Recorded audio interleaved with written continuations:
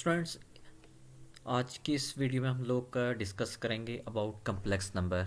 Basically ये topic है chapter number 2 exercise 2.6 से रिलेटेड, जिसमें मैंने दो तरह के डिफरेंट से क्वेश्चन उठाए। इसमें सबसे पहले जो मैंने क्वेश्चन उठाया वो ये है कि आपने एक क्वेश्चन है जिसको आपने सिंप्लीफाई करना है exactly in the form of a plus iota b की फॉर्म में। इसमें स्टूडेंट्स अगर आप देखें तो आपके पास शेप है 2 + 3 iota which is divided by 4 minus iota. Class इस तरह के किसी भी टाइप के क्वेश्चन में एक बात आप याद रखिएगा, इसको सिंप्लीफाई करने का एक ही मेथड है जिसको मैथ्स में बोलते हैं रेशनलाइजेशन।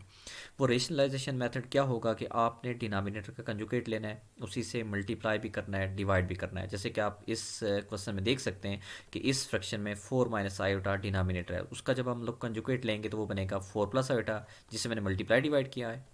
उसके बाद नोमिनेटर्स को आपने ऑलवेज नोमिनेटर से मल्टीप्लाई करना होता है और डिनोमिनेटर्स को डिनोमिनेटर से मल्टीप्लाई करना होता है। तो स्टूडेंट, जब आप नोमिनेटर को नोमिनेटर से मल्टीप्लाई करेंगे तो 2 4 से भी मल्टीप्लाई होगा और यही 2 आयोटा से भी मल्टीप्लाई होगा, फिर 3 आयोटा 4 से मल्टीप्लाई होगा और फिर 3 आयोटा आयोटा से मल्टीप्लाई होगा, जिसको मैंने ये प्रोसेस में आपको करके दिखाया हुआ है। जिसमें एक चीज़ क्लियर कर रखिएगा कि जब आप 3 आयोटा को आयोटा वाले टर्म से मल्टीप्लाई करेंगे तो that gives 3 iota square. Similarly नीचे मल्टीप्लाई ही करना है, लेकिन इसमें ईजी आपके लिए ये कंसेप्ट रहेगा कि अगर आप इसमें फार्मूला अप्लाई कर दें A plus B into A minus B that is equal to A square minus B square, तो क्लास ए स्क्वायर मीन्स इसमें आपके पास बन जाएगा students 4 square that is equal to 16 और माइनस आयोटा का स्क्वायर। उसके बाद आप सिंप्लीफिकेशन में जब जाएंगे तो 2 आयोटा प्लस 12 आयोटा ये लाई टर्म्स हैं, ये तो ऐड होकर बन जाएगा 14 आयोटा। आयोटा स्केयर की अपनी वैल्यू होती है -1, जो 3 से मल्टीप्लाई हो जाएगा तो बन जाएगा -3। सिमिलरली यही कंसेप्ट मैंने डिनोमिनेटर में यूज़ किया हुआ है कि आयोटा स्केयर की अपनी वैल्यू हो जाएगी -1, वो पीछे वाले इस माइनस से मल्टीप्लाई होगा तो बन जाएगा +1 और टोटल रिजल्ट बन जाएगा 17। ये एंड पे आप देख सकते हैं। और फाइनली आप सिंप्लीफाई कर दीजिएगा रियल को रियल में ऐड सेपरेट करके 8 में से 3 5, तो आपका रिजल्ट बन जाएगा 5/17 प्लस 14/17 आयोटा। तो इस तरह आपका एक क्वेश्चन सिंप्लीफाई हो जाएगा। इस क्वेश्चन को यहाँ पे रखने का मकसद ये है स्टूडेंट कि आपने पेपर्स के अंदर अगर इस टाइप का कोई भी फ्रैक्शन टाइप कम्प्लेक्स नंबर का क्वेश्चन आ जाता है तो आपको मस्ट रेशनलाइजेशन करनी पड़ेगी किसी भी फर्दर स्टेप की तरफ जाने से पहले। मीन्स कि आपको एक ऐसा कम्प्लेक्स नंबर दे दिया जाता है पेपर में जो फ्रैक्शन की फॉर्म में है, तो अगर उसमें कोई आपने एडिशन सब्ट्रैक्शन मल्टीप्लिकेशन वगैरह करनी है तो वो सारी वर्किंग बाद में होगी। पहले आपने उस क्वेश्चन को करना है simplify by using the concept of this rationalisation method.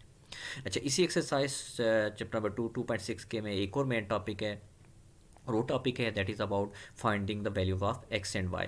तो क्लास इसमें किसी भी टाइप का अगर क्वेश्चन आएगा तो सबसे पहला आपका स्टेप ये होगा, जैसे इस क्वेश्चन में अगर आप देखें तो यहाँ पे होल स्क्वायर तो बना हुआ है, तो मीन्स आपने फार्मूला ओपन कर देना है। जैसे कि मैंने फार्मूला ओपन करके यहाँ पे पहले से अप्लाई करके रखा हुआ है A square plus B square plus 2ab, वो आप ओपन करेंगे तो 3 का स्क्वायर बनेगा 9, बी स्क्वायर करेंगे तो बन जाएगा 16 आयोटा स्क्वायर और 2ab के ऊपर काम करेंगे तो टोटल बनेगा आपके पास 24 आयोटा। फिर आप -2 का अंदर मल्टीप्लाई कर दीजिएगा तो ये बन जाएगा -2x प्लस 2y आयोटा और राइट साइड पे x plus y iota as it is रहेगा।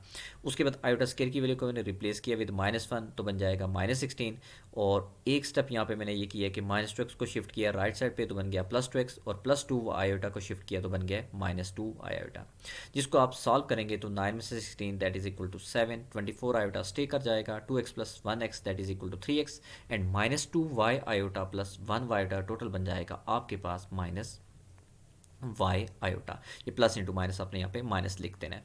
अब स्टूडेंट यहाँ पे ये जो क्वेश्चन मैंने यहाँ पे सॉल्व किया है तो इसको एक्सप्लेन करने का मकसद ये है कि अगर पेपर में आपको किसी भी टाइप का क्वेश्चन आ जाता है, मीन्स के फार्मूला आ जाता है, प्रोडक्ट आ जाता है, तो आपको मल्टीप्लाई या प्रोडक्ट या फार्मूला तो अप्लाई करना पड़ेगा, लेकिन मेन कंसेप्ट आप याद रखिएगा कि आपने उनको मल्टीप्लाई करके या फार्मूला ओपन करके वेरिएबल एक्स और वाई वाली टर्म्स को आपने किसी एक साइड पे शिफ्ट कर देना है, मीन्स उनको उनका ग्रुप बना देना है, और जिनके साथ वेरिएबल एक्स वाई नहीं होगा जैसे सिंपल रियल और इमेजिनरी नंबर होगा उसको आपने किसी एक साइड पे कर देना है। क्यों? क्योंकि आपने अगर एक्स वाई की वैल्यू सर्च करनी है तो आपको ये स्टेटमेंट अब अप्लाई करनी पड़ेगी उसके बाद, that is comparing the about real and imaginary numbers. तो मीन्स के जब आप रियल कंपेयर करेंगे तो मैंने जो क्वेश्चन उठाया है इसमें तो ये सिंपल्स यहाँ पे इक्वेशन बन चुकी है कि जब आप रियल कंपेयर करेंगे तो -7 3x के बराबर चला जाएगा। इक्वेशन प्रॉपरली मीन्स के दो वेरिएबल्स की तो नहीं बनी है, सिंगल वेरिएबल की बनी है, तो 3 मल्टीप्लाई से डिवाइड में जाएगा तो आपके पास x की वैल्यू तो स्ट्रेट अवे यहाँ मिल जाएगी। लेकिन जब आप y पे जाएंगे तो मीन्स के उसके ऊपर जब आप काम करेंगे तो आपको इमेजिनरी कंपेयर करने पड़ेंगे। तो इसके क्वेश्चन में इमेजिनरी लेफ्ट साइड पे 24 है, जबकि राइट साइड पे -1 y आयोटा है।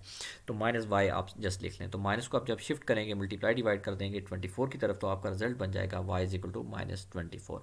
तो मीन्स के स्टूडेंट अगर पेपर में ऐसा कोई क्वेश्चन आ जाता है जिसमें आप ये स्टेटमेंट अप्लाई जब करते हो तो आपके पास इक्वेशन बन जाती है वेरिएबल एक्स वाई की, तो वो दो तरह की बनेगी। एक मीन्स के एक इक्वेशन होगी जिसमें एक्स वाई भी होगा, दूसरे में भी होगा। तो आपने उसमें अगर सेम है तो साइन चेंज करके, या कोई अगर सेम नहीं है तो कोई नंबर मल्टीप्लाई करके वेरिएबल एक्स या वेरिएबल वाई को सेम बना के कटिंग भी करनी पड़ जाएगी, जैसे कि इसी एक्सरसाइज के क्वेश्चन नंबर 1 और 2 में भी किया गया है। तो इस तरह आपने एक कंसेप्ट अपना अपना मैथमेटिकली क्लियर रखना है। तो इन क्वेश्चंस की अंडरस्टैंडिंग को रखते हुए आपने बाकी एक्सरसाइज को अच्छी तरह प्रैक्टिस करना है।